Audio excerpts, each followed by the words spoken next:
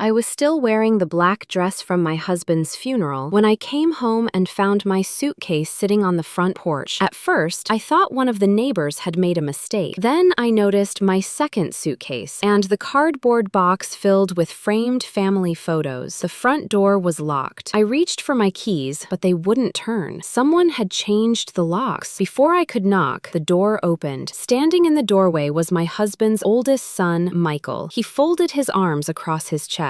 I'm going to need those keys back. For a moment, I honestly thought I had misunderstood him. What? You heard me. Behind him stood his younger sister, Ashley, holding a mug of coffee like this was just another Saturday morning. My husband, Robert, had been buried less than 3 hours earlier. The flowers from the funeral were still in the back seat of my car. I looked at Michael. What are you doing? This isn't your house anymore. My heart stopped. What did you just say? Ashley stepped forward. Dad is gone. The house belongs to his family. I stared at her. I am his family, Michael. No, you were his wife. There's a difference. For 12 years, I had helped pay every mortgage payment. I painted every room. I planted every flower in the front yard. I cared for Robert after his cancer diagnosis. I was there through every surgery, every chemotherapy session, every sleepless night. His own children visited twice in 8 months. Now they were standing inside my home, telling me I didn't belong there. I took a slow breath. Move. Michael didn't. I don't want to call the police. Ashley, go ahead. We already did. Almost on cue, a police cruiser pulled into the driveway. The officer stepped out and walked toward us. Is everything okay? Michael spoke first. This woman refuses to leave. I couldn't believe what I was hearing. Officer, I said, I'm Emily Carter. I've lived here for 12 years. My husband was buried this afternoon. The officer looked uncomfortable. He asked both of us for identification. After checking our driver's licenses,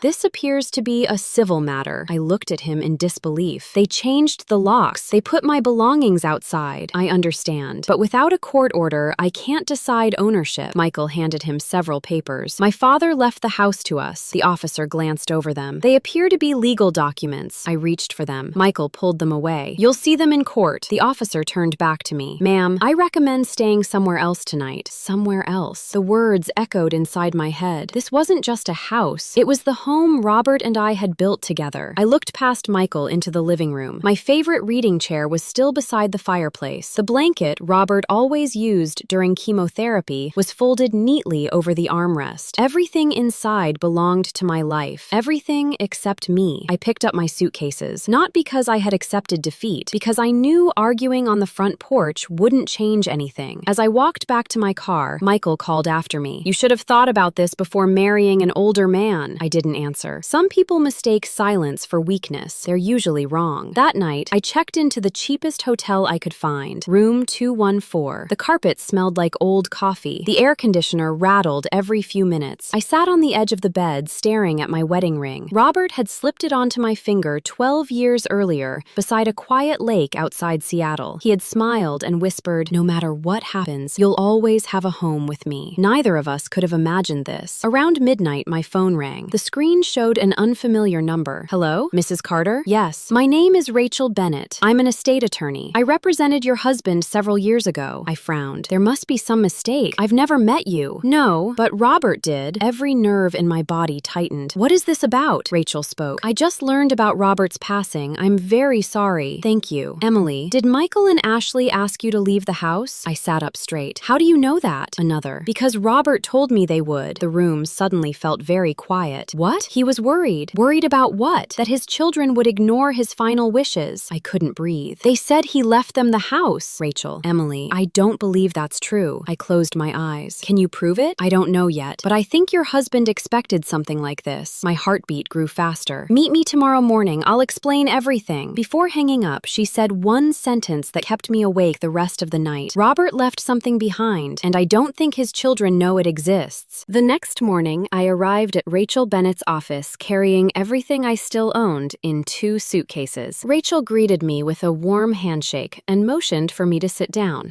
Emily, before we begin, I need you to answer one question honestly. I nodded. Did Robert ever tell you about updating his estate plan 2 years ago? I frowned. No, he only said he wanted to make sure I would always be taken care of. Rachel opened a thick file and placed it on the desk. That's exactly what he did. She slid a copy of Robert's last will toward me. me. My hands shook as I read the first page. Then I stopped. This says I inherit the house? Rachel nodded. 100% of it. I looked up in disbelief. Then how do Michael and Ashley have paperwork saying otherwise? Rachel folded her hands together. Because the documents they showed the police were never filed with the probate court. My heart began racing. You're saying they're fake? I'm saying they're highly suspicious. She opened another folder containing certified county property records. Legally, Robert remained the sole owner until his death. According to this will, ownership transfers directly to you. I stared at the document for several seconds. Robert hadn't forgotten me. He had protected me. Rachel continued. There's something else. She handed me a sealed envelope with my name written in Robert's handwriting. Tears filled my eyes before I even opened it. My beautiful Emily, if you're reading this, then I'm gone, and I'm sorry I couldn't tell you goodbye the way I wanted. I know my children. I love them. But grief doesn't always bring out the best in people. If they try to force you out of our home, don't give up. The house is yours because it was always meant to be your home. You stood beside me through every hospital visit, every treatment, every sleepless night. You earned every brick in that house with your love. Please trust Rachel. She knows everything. I love you forever, Robert. I couldn't stop crying. Rachel quietly handed me a box of tissues. After several minutes, she spoke again. Emily, we filed an emergency petition this morning asking the court to stop Michael and Ashley from selling the property. Can they sell it? Not if the judge grants our request. Before I could answer, Rachel's assistant rushed into the office. Rachel, you need to see this. She placed a printed real estate listing on the desk. My stomach dropped. There was my house, my kitchen, my garden, my front porch. Across the top were the words, for sale, open house this Saturday. I stared at the asking price, nearly $1 million.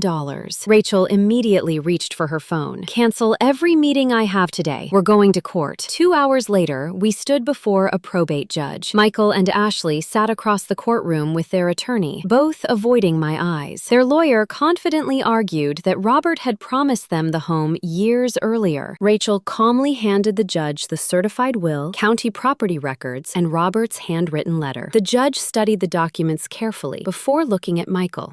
Did either of you file this will with the court? Michael hesitated. No, Your Honor. Why not? He looked toward his attorney before answering. We believed another version existed. The judge frowned. Do you have that version? Not today. The courtroom fell silent. Finally, the judge signed the emergency order. The property may not be sold, transferred, or occupied exclusively by either party until this matter is resolved. Relief washed over me. Michael's face turned red with anger. As everyone stood to leave, he walked past me and, this isn't over. Rachel heard him. She smiled politely. Actually, Mr. Carter, I think it's just beginning. The final court hearing took place 6 weeks later. By then, Michael and Ashley had stopped pretending they were protecting their father's wishes. Their attorney now argued that Robert had been confused during the final months of his illness, and that the older will should be ignored. Rachel wasn't worried. She smiled as she organized her files. Today, she whispered, the truth speaks for itself. The courtroom was full. Friends from Robert's church sat behind me. Several neighbors had come after hearing what had happened. Even Robert's oncologist had agreed to testify. When the hearing began, Michael confidently took the witness stand. My father promised me the house years ago, he said. Rachel stood. Did he ever put that promise in writing? No. Did he tell anyone else? No. Did you visit your father often during his cancer treatment? Michael hesitated. Whenever I could. Rachel held up hospital visitor records. According to the hospital, you visited twice in the last 8 months of his life. Is that correct? Michael looked down. Yes. Rachel nodded and returned to her table. Next came Dr. Stevens, Robert's oncologist. Was Mr. Carter mentally competent when he signed his final estate documents? Absolutely, the doctor replied. He understood every decision he made. Michael's attorney had no questions. Rachel then called the county records clerk, who confirmed that Robert's final will had been properly witnessed, notarized, and legally filed months before his death. Finally, Rachel reached into her briefcase. Your Honor, we'd like to submit one final piece of evidence. She placed a sealed envelope on the clerk's desk. Across the front, in Robert's handwriting, were the words, to be opened only if my family fights over my home. My heart stopped. I had never seen the envelope before. The judge carefully opened it and began reading silently. After a moment, he looked up. Mrs. Bennett, minute. Would you like this read into the record?" Rachel smiled. "Yes, Your Honor." The clerk began reading aloud. "If this letter is being read, then my greatest fear came true. Emily never married me for my home or my money. She married me because she loved me before I ever became sick. She gave up promotions to drive me to chemotherapy. She slept in uncomfortable hospital chairs so I wouldn't wake up alone. She